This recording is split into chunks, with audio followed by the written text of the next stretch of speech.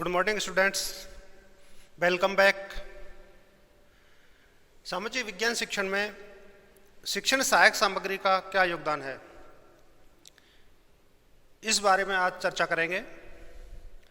सबसे पहले बात आती है कि शिक्षण सहायक सामग्री होती क्या है।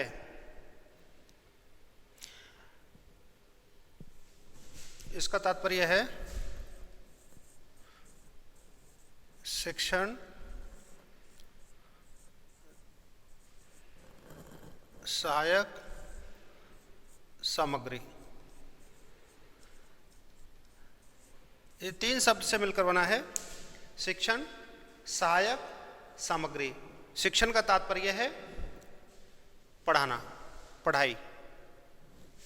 सहायक का मतलब जो पढ़ाई में सहायक हो, और सामग्री में वो उपकरण, वो सामान जो शिक्षण को पढ़ाने में सहायक के रूप में प्रयोग किए जाते हैं, उन सब चीज़ों को हम शिक्षण सहायक सामग्री कहते हैं, जिसमें चौक टॉक भी शामिल है, बोर्ड भी शामिल है।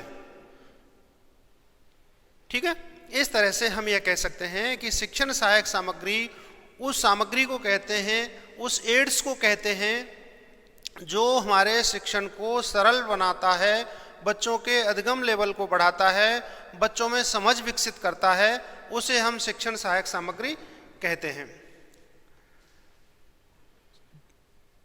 इसके प्रयोग से शिक्षण कार्य रोचक, सरल और प्रभावी बनता है। रोचक, सरल और प्रभावी कैसे? बालक सामान्य कक्षा में लेक्चर के माध्यम से जब पढ़ाते हैं तो बोर हो जाता है, मानसिक रूप से वो थक जाता है, और सुनते सुनते 6 घंटे जब वो विद्यालय में सुनता है, लेक्चर ही के माध्यम से पढ़ता है, तो उसको थकान फील होती है। उस थकान को दूर करने के लिए, विद्यार्थी का ध्यान अपनी विषय वस्तु पर केंद्रित करने के लिए, कंसंट्रेट करने के लिए, और शिक्षण को जीवंत बनाने के लिए जो हम सहायक सामग्री काम में लेते हैं, उससे हमारा शिक्षण रोचक बनता है। बालक उसे रुचिपूर्वक अध्ययन करते हैं। सरल यानी कुछ क्लिष्ट विषय वस्तु है, उस क्लिष्ट विषय वस्तु को, कठोर विषय वस्तु को हम लेक्चर के माध्यम से बालकों को नहीं पढ़ा सकते। उसको सरल बनाने के लिए हम जो सामान उपयोग में लेते हैं, जो टीचिंग लर्निंग मटेरियल काम में लेते हैं, जो टीचिंग एड्स काम में लेते हैं, उनसे हमारा शिक्षण सरल बनता है और प्रभावी। अर्थात जो हम कुछ पढ़ा रहे हैं उसको बालक पूरी तरह सीख जाता है, जिससे उनके व्यवहारगत परिवर्तन होता है, हमारे उद्देश्यों की प्राप्ति उसके माध्यम से हो जाती है। यदि हम क्लिष्ट विषय वस्तु को केवल लेक्चर के माध्यम से ही पढ़ाएं तो हमारे बालक अच्छे तरीके से नहीं सीख पाएंगे। इसलिए शिक्षण सहायक सामग्री शिक्षण में बहुत ही जरूरी है, जिससे हमारा शिक्षण रोचक, सरल और प्रभावी बनता है। शिक्षण कार्य में प्राचीन काल से ही टीचिंग लर्निंग मटेरियल का उपयोग होता है। देखो, एक नई बात सामने आई है कि शिक्षण सहायक सामग्री का प्रयोग कोई नया नहीं है, प्राचीन काल से ही इसका उपयोग होता आया है। इसका उपयोग प्राचीन काल में कैसे होता था? प्राचीन काल में विभिन्न उदाहरणों के माध्यम से हम ये चीजें देते थे, विभिन्न दृष्टांतों के माध्यम से, मौखिक वृत्तांतों के माध्यम से किसी चीज का हम चरित्र चित्रण, किसी चीज का वर्णन आदि हम करते थे, जिससे बालक, हमारे गुरु लोग करते थे जो आश्रम व्यवस्था में थे। उसके बाद मध्यकाल में भी और आधुनिक काल में तो ये सारी चीज़ें जो मैं आपको बता रहा हूँ, उदाहरण, दृष्टांत वगैरह, इनका उपयोग कम हो गया है और इनकी जगह सहायक सामग्री भौतिक रूप में हमारे सामने है, उसका हम प्रयोग करते हैं। लेकिन प्राचीन काल में छापे खाने के आविष्कार से पहले ये चीज़ें भौतिक रूप से हमारे पास उपलब्ध नहीं थी, किताबें भी नहीं थी, लेकिन गुरु जो लोग थे, शिक्षक जो लोग थे, वो ज्ञान का भंडार हुआ करते थे और सारी चीज़ें वो मौखिक दृष्टांत और उदाहरणों के माध्यम से बालकों को अच्छे प्रकार से समझाते थे, ताकि आसानी से वो समझ लें, जिस उनसे भी शिक्षक हमारा शिक्षण रोचक होता है। उदाहरण, दृष्टांत जब हम देते हैं तो शिक्षण ऑटोमेटिक रोचक हो जाता है। क्यों? क्योंकि उनको हम कंपेयर करते हैं, हमारी विषय वस्तु से जोड़ते हैं, तो हमारा शिक्षण अधिक प्रभावी हो जाता है। शिक्षा का आधुनिकीकरण और तकनीकी विकास ने मानव की क्षमताओं ने इन सहायक सामग्रियों का मशीनों के रूप में उपयोग करना प्रारंभ कर दिया है, जिसे हम दृश्य श्रव्य सहायक सामग्री के नाम से भी कह सकते हैं। मशीनों की बात, जैसे शिक्षण machine, epidiascope, video recorder, film strips, film खंड जिसे कहें, जिसे आप कहते हो ट्रेलर,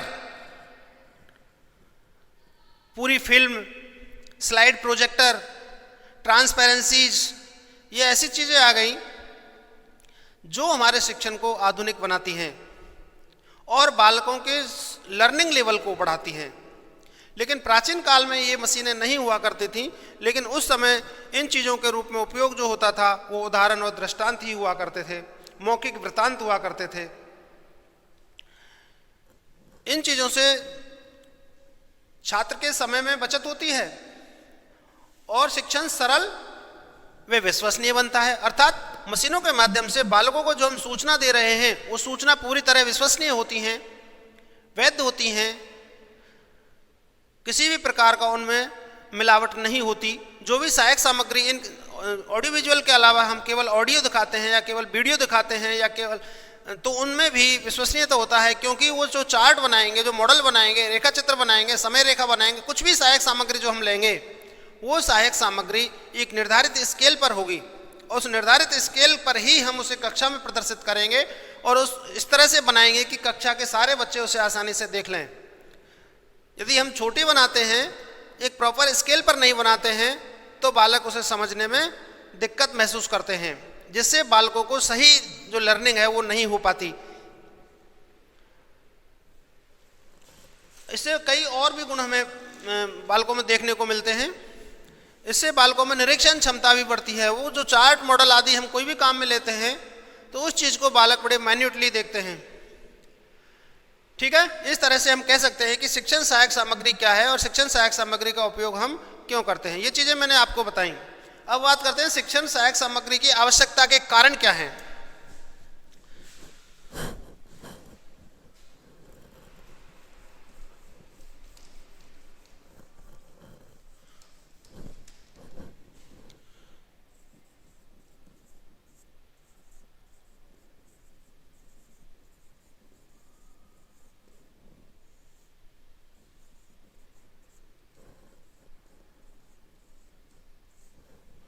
मतलब शिक्षण सहायक सामग्री क्यों आवश्यक है, इसकी आवश्यकता क्यों महसूस हुई, उसके पीछे क्या कारण है, इन पर अपन प्रकाश डालते हैं। पहले, इनसे व्यक्तिगत भिन्नताओं की संतुष्टि होती है। पहला, इनसे व्यक्तिगत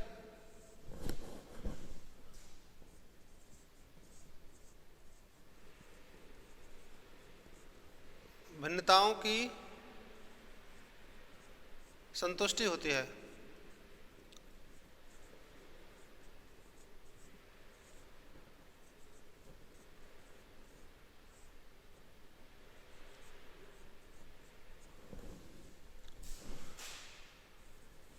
नंबर 2,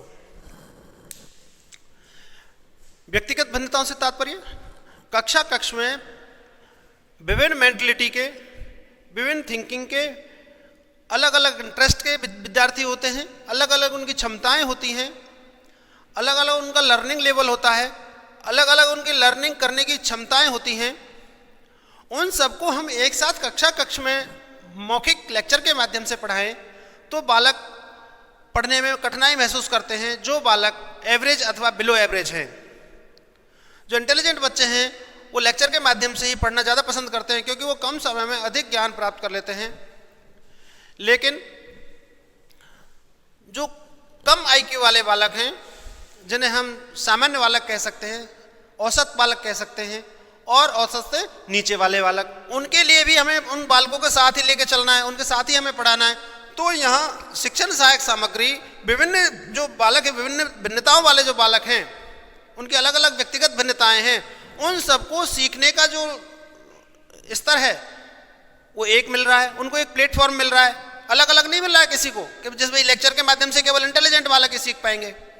लेकिन शिक्षण सहायक सामग्री के माध्यम से औसत दर्जे के जो बालक हैं और औसत दर्जे से नीचे वाले बालक हैं वो भी सीख पाएंगे। इस तरह से कक्ष में जितने भी बालक हैं विभिन्न आईक्यू के, विभिन्न इंटरेस्ट के, सबको सीखने के समान अवसर इसमें मिलते हैं। दूसरा है कल्पना शक्ति का विकास।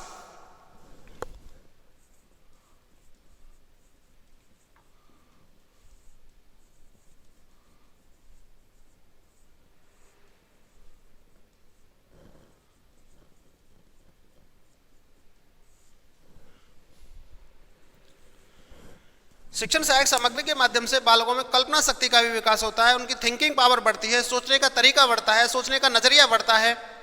जैसे मान लीजिए सामाजिक अध्ययन में आप पढ़ रहे हैं जम्मू कश्मीर समस्या का समाज पर दुष्प्रभाव या जम्मू कश्मीर समस्या का समाधान, या जम्मू कश्मीर समस्या उत्पन्न होने के कारण कुछ भी हमने ले लिया, उससे रिलेटेड हम बालकों को पढ़ा रहे हैं मौखिक लेक्चर के माध्यम से, तो बालक इतना अच्छे तरीके से नहीं सीख पाएगा जितने अच्छे तरीके से हम चार्ट के माध्यम से या किसी सीडी के माध्यम से या वहाँ की कोई लाइव ऐसा प्रोग्राम हो रहा हो तो वो दिखा के हम वहाँ की वास्तविक स्थिति को बालकों को बता सकते हैं, तो बालक आसानी से उसे समझ जाएंगे, जिससे बालकों की कल्पना जो शक्ति है वो ऑटोमेटिक विकसित हो जाएगी। जैसे अभी मान लीजिए हमारे और चीन के बीच में जो तनाव चल रहा है, भारत चीन संबंध हम बालकों को पढ़ा रहे हैं, तो ऐसी स्थिति में हमें वहाँ की स्थितियों को चार्ट के माध्यम से बताना है या वीडियो के माध्यम से बताना है। हमारे पास जो सहायक सामग्री उपलब्ध है, जो कम पैसे में उपलब्ध होती हो, कम खर्चीली हो, कम समय वाली हो, वो सहायक सामग्री हमें काम में लेनी है, ताकि हम दूसरे विषयों के समय को हम अपने विषय के लिए नहीं लें या हम अपने कोर्स को भी पूरा कर सकें। इसलिए हमें जो सहायक सामग्री लेनी है वो ऐसी लेनी है जो समयबद्ध हो। तो इसके लिए सबसे बेस्ट है चार्ट हमने लिया, वहाँ की जो स्थितियाँ हैं उनको चार्ट पर उकेरा और बालकों को उसे समझाया, ये हमारी सीमा है, ये चीन की सीमा है, ये बीच में जो दर्रा है वो है, हमारे सैनिक इधर हैं, चीन के सैनिक इधर हैं, किस तरह से वहाँ युद्ध की स्थितियाँ बनी हुई हैं, किस तरह से तनाव है, किस तरह से वार्ता हुई, उन सारी चीज़ों को हम उस चार्ट के माध्यम से बताएंगे तो बालक के मस्तिष्क में एक ग्राफ बन जाएगा, वहाँ का एक दृश्य बन जाएगा। तो इस तरह से सहायक सामग्री के माध्यम से बालकों में कल्पना शक्ति का भी विकास होता है। अधगम की गति में भी वृद्धि होती है।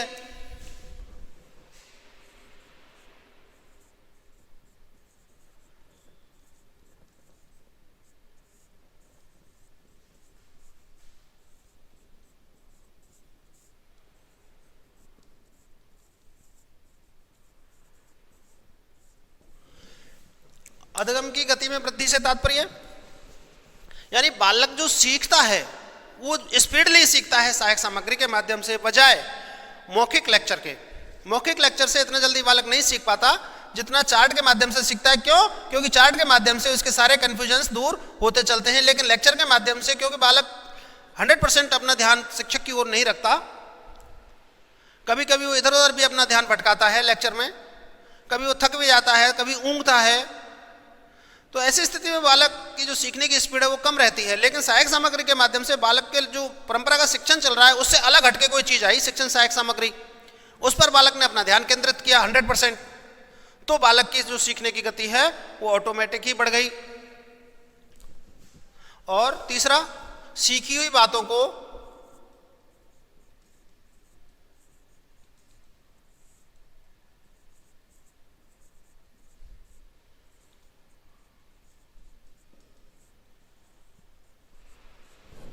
लंबे समय तक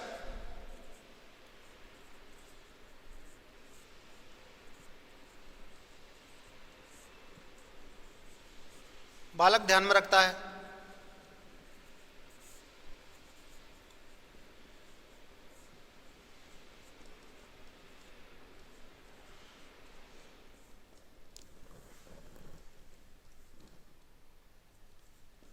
यानी शिक्षण सहायक सामग्री के माध्यम से जो बालक को हम कुछ भी सिखा रहे हैं उस चीज को तुरंत वो नहीं भूलता। क्यों? क्योंकि उसने साक्षात उसको देखा है।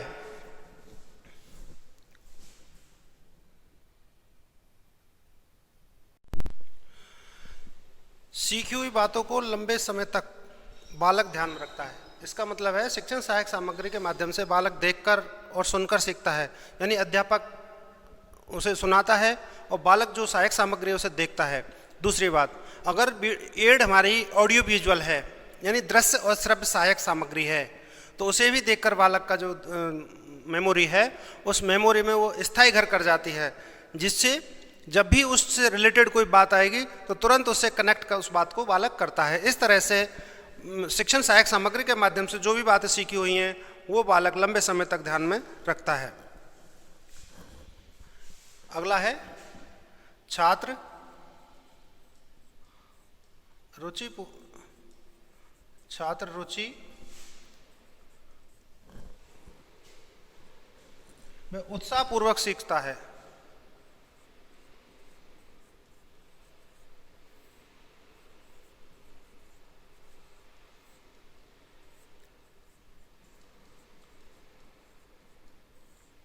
शिक्षण सहायक सामग्री के माध्यम से बालक रुचिकरण तरीके से, रुचिपूर्ण तरीके से सीखता है और शिक्षण सहायक सामग्री को देखकर बालक का उत्साह बढ़ता है। कक्ष में उससे रिलेटेड कोई बात भी पूछ सकता है, लेकिन व्याख्यान के माध्यम से बालक कोई प्रश्न पूछेगा तो उसे डर लगेगा, लेकिन शिक्षक सहायक सामग्री के माध्यम से वो अपनी प्रतिक्रिया देना चाहे तो कक्ष में दे सकता है। इसलिए इसके माध्यम से छात्र रुचिपूर्वक और उत्साहपूर्वक अध्ययन करते हैं। नेक्स्ट है, इसकी सहायता से शैक्षिक क्रियाओं को अधिक प्रभावी बनाया जा सकता है।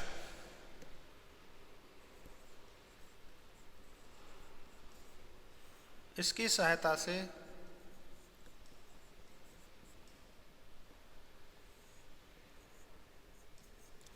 शैक्षिक क्रियाओं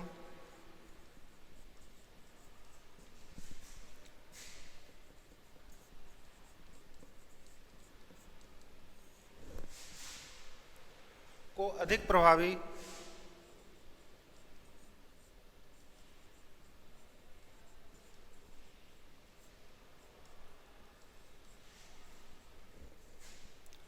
बनाया जा सकता है।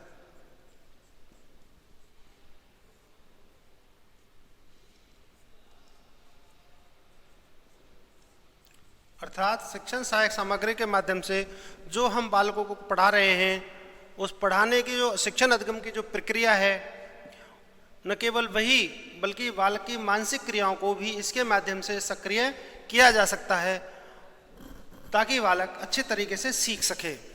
शिक्षण सहायक सामग्री के माध्यम से यदि हम नहीं पढ़ाते हैं, सहायक सामग्री हम सामने नहीं रखते हैं, तो बालक की जो मानसिक क्रियाएं हैं वो इतनी अधिक सक्रिय नहीं होंगी जितनी सक्रिय शिक्षण सहायक सामग्री के माध्यम से होंगी। नेक्स्ट है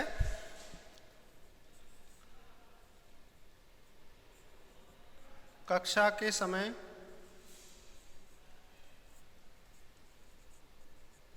की भी बचत होती है।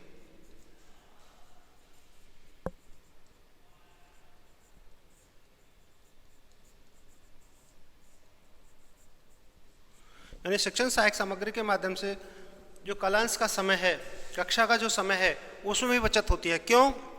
क्योंकि मौखिक माध्यम से बालक को जब शिक्षक बताता है, हालांकि कम समय में उस बात को कह देता है, लेकिन बालक उसे सीख नहीं पाते, इसलिए वो दूसरी टेक्निक के माध्यम से पढ़ाएगा तो उसमें समय अधिक लगेगा। लेकिन शिक्षण सहायक सामग्री के माध्यम से शिक्षक आसानी से उस चीज़ को कम समय में ही बालकों के सामने प्रस्तुत कर देता है। क्यों? क्योंकि उस पूरे जो चीज़ हम व्याख्यान के माध्यम से पढ़ा रहे हैं उसका एक खाका हमने उसके बालकों के सामने रख दिया है, एक चित्र बालकों के सामने रख दिया है, जिससे बालक के मस्तिष्क में वो कल्पना बन जाएगी और उसके माध्यम से बालक आसानी से कम समय में ही उस चीज़ को सीख पाएगा।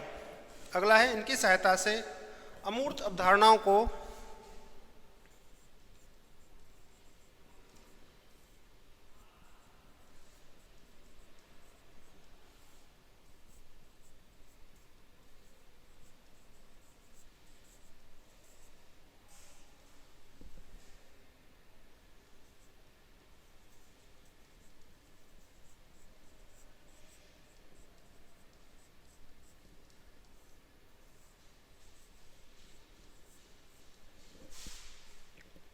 मूर्त रूप प्रदान किया जा सकता है।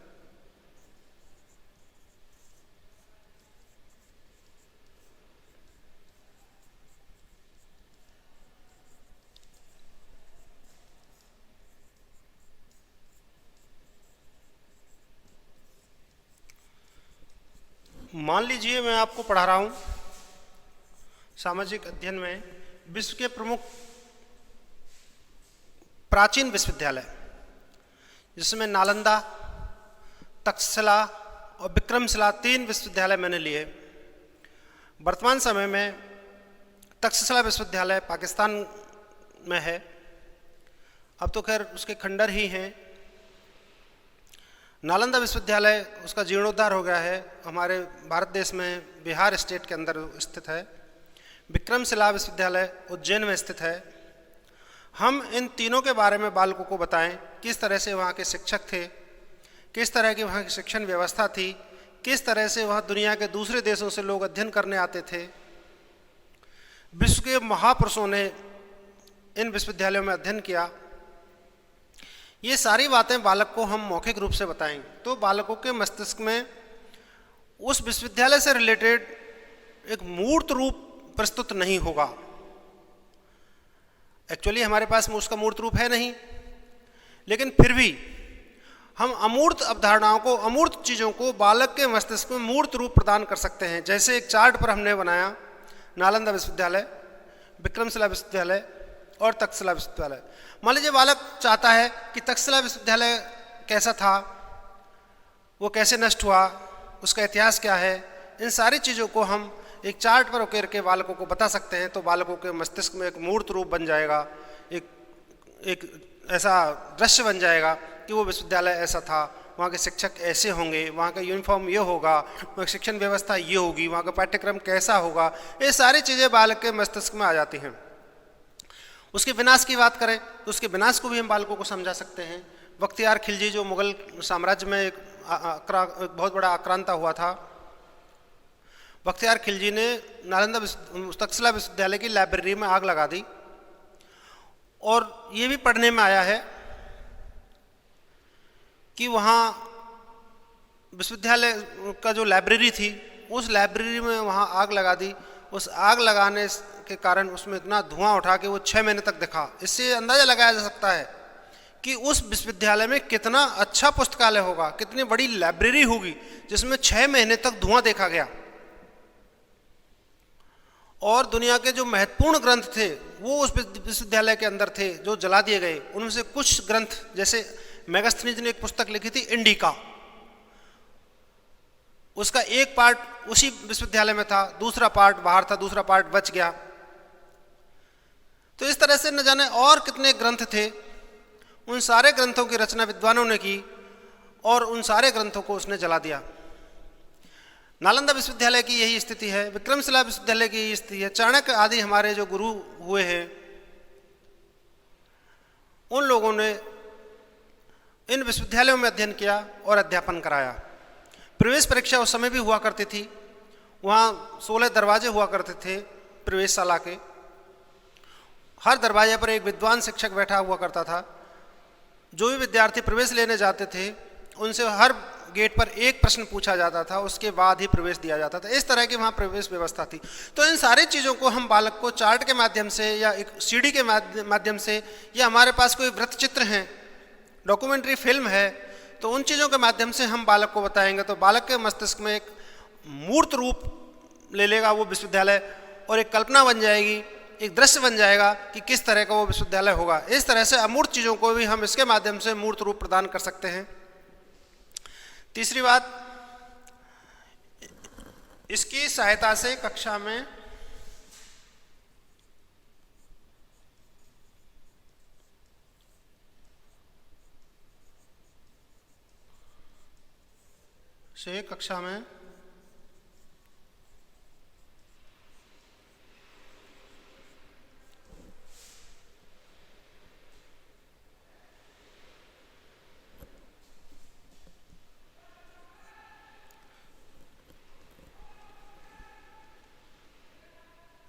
सीखने से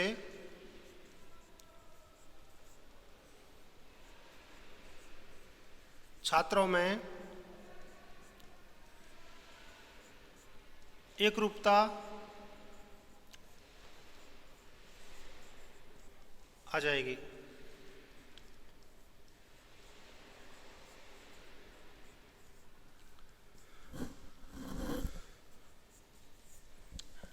इसका तात्पर्य है शिक्षण सहायक सामग्री के माध्यम से कक्षा में जो भी बालक हैं, सभी बालक एक साथ सीखने के अवसर मिलेंगे उनको, और एक ही स्पीड में एक ही चीज़ के माध्यम से वो सीखेंगे। ऐसे नहीं कि कक्षा में 3 प्रकार के अक्सर बालक देखे गए हैं, एक तीक्ष्ण बुद्धि, एक सामान्य बुद्धि और एक सामान्य से कम।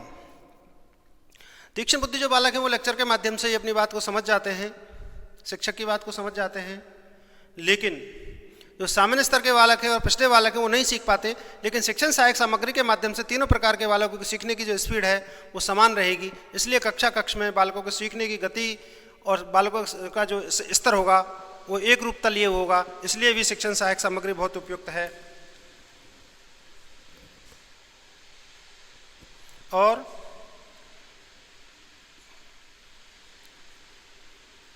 इसकी सैद्धांतिक व व्यावहारिक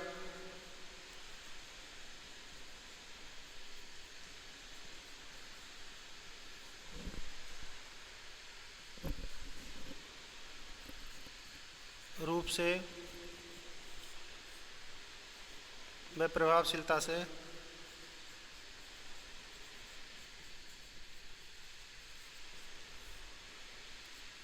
अवगत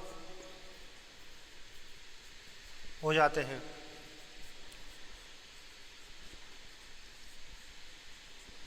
यानी शिक्षण सहायक सामग्री हमें विषय वस्तु की सैद्धांतिक जानकारी भी देती है और व्यावहारिक। बात आती है व्यावहारिक जानकारी हमें इससे कैसे मिलती है। व्यावहारिक जानकारी से तात्पर्य प्रैक्टिकल वर्क से है। कई चीज़ ऐसी हैं जिन्हें प्रैक्टिकल करके हम कक्षा में नहीं दिखा सकते, लेकिन चार्ट पर उस चीज़ को लाकर हम दिखा सकते हैं। लेकिन हमारी सामाजिक विज्ञान की जो प्रयोगशाला है उसमें ले जाकर हम उसको व्यावहारिक रूप भी प्रदान कर सकते हैं। जैसे गोबर गैस संयंत्र, गोबर गैस किस तरह से बनाई जाती है, गोबर गैस का किस तरह से उपयोग किया जाता है, और जो अपशिष्ट बचता है उसका क्या प्रयोग करते हैं, इन सारी चीज़ों को हम बालक को सामाजिक विज्ञान की लेबोरेटरी में ले जाकर वह दिखा सकते हैं और समझा सकते हैं। इस तरह से बालक व्यावहारिक ज्ञान प्राप्त करता है। कभी भी उसके जीवन में उससे रिलेटेड कोई प्रश्न आएगा, निश्चित रूप से बालक उसका सही जवाब देगा। सैद्धांतिक ज्ञान भी, जैसे मान लीजिए भारत पाकिस्तान संबंधों की बात करें, भारत चीन संबंधों की बात करें, भारत अमेरिका संबंधों की बात करें, सामाजिक जीवन में सरकारी विज्ञापनों की बात करें, ये इन सारी चीज़ों को हम सैद्धांतिक रूप से इसके माध्यम से समझा सकते हैं। जैसे राष्ट्रीय विज्ञापनों का नागरिक जीवन पर क्या प्रभाव है, तो हम बता सकते हैं कि इसके माध्यम से हम लोगों को जागरूक बनाते हैं, जागरूक करते हैं कि कैसे। जैसे आप लोगों ने देखा होगा आयोडीन युक्त नमक के लिए एक महिला, आपने देखा होगा टीवी पर कि जा मुन्ना जरा पास की दुकान से नमक तो ले आ। वो वहाँ नमक लेने जाता है और दुकानदार उसको बगैर आयोडीन वाला नमक देता है, तो बालक कहता है नहीं मुझे आयोडीन वाला नमक दीजिए। इससे क्या सिद्ध होता है, इससे उन बालकों को एक व्यावहारिक ज्ञान मिला कि आयोडीन युक्त नमक हमारी जो गले में जो ग्रंथि है ये नहीं फूलती, गले संबंधी रोग उसके माध्यम से नहीं होते, थायराइड ग्रंथि बढ़ जाती है ना। तो इस तरह से हमें एक जागरूकता मिली, उससे हमारे मन में एक उत्कंठा हुई कि देखो आयोडीन हमारी बीमारियों को भी दूर करता है। तो इस तरह से उसका हमारे जीवन पर यह प्रभाव पड़ा। दूसरा, आप लोगों ने देखा होगा एनसीईआरटी का एक विज्ञापन आता है, मीना स्कूल जाती है, फिर मीना को लेकर उसकी माँ एक दिन मार्केट जाती है, वहाँ चूड़ी वाले से वो चूड़ी पहनती है उसकी माँ, और वो चूड़ी 18 रुपये की होती हैं। जब वो 20 रुपये रख लेता है चूड़ी वाला, तो मीना कहती है कि अंकल 2 रुपये वापस दीजिए। इसका तात्पर्य यह है कि महिला बालिकाओं को, बच्चों को, चाहे मेल हो या फीमेल, सबको अध्ययन कराना चाहिए। क्यों? क्योंकि उसका हमारे जीवन में बहुत अधिक प्रभाव है। तो इस तरह से सरकारी विज्ञापनों का भी हमारे प्रयोग हमारी समझ में आया।